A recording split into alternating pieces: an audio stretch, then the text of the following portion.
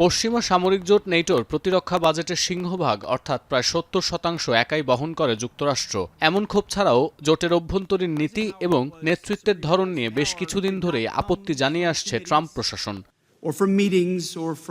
বিশেষ করে দ্বিতীয় মেয়াদে ক্ষমতায় আসার পর ট্রাম্পের নীতি ছিল আমেরিকা ফার্স্ট। সাফ জানিয়েছিলেন সদস্য দেশগুলো যদি বকেয়া পরিশোধ না করে তাহলে রাশিয়া আক্রমণ করলেও নেটোভুক্ত ওই দেশগুলোর পাশে দাঁড়াবে না যুক্তরাষ্ট্র। আর এই দেশগুলোকেই কটাক্ষ করে ফ্রি রাইডিং সদস্য বলে থাকেন মার্কিনীরা।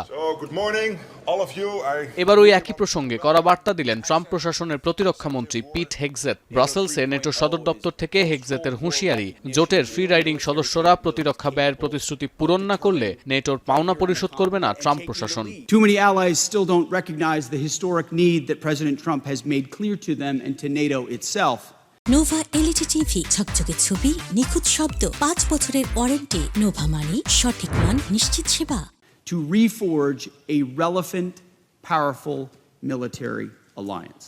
2014 সালে নেটো সিদ্ধান্ত নিয়েছিল প্রতিটি সদস্য দেশ তাদের জিডিপির অন্তত 2% প্রতিরক্ষা খাতে খরচ করবে। এরপর থেকেই নেটোর সঙ্গে মার্কিনীদের দ্বন্দ্ব। জোটের সদস্যরা প্রতিরক্ষা খাতে ব্যয় না বাড়ালে ইউরোপকে আর পাহারা দেবে না যুক্তরাষ্ট্র। ট্রাম্প প্রশাসনের ক্ষোভের তালিকায় আছে ইউরোপের সবচেয়ে বড় অর্থনীতির দেশ জার্মানি, যারা দশকের পর দশক ধরে প্রতিরক্ষা বাজেট জিডিপির 2%-এর নিচে রেখেছে। এরপর আছে কানাডা, যাদের প্রতিরক্ষা খাতে খরচের হার নেটোর তলানি দেশগুলোর তালিকায় আছে।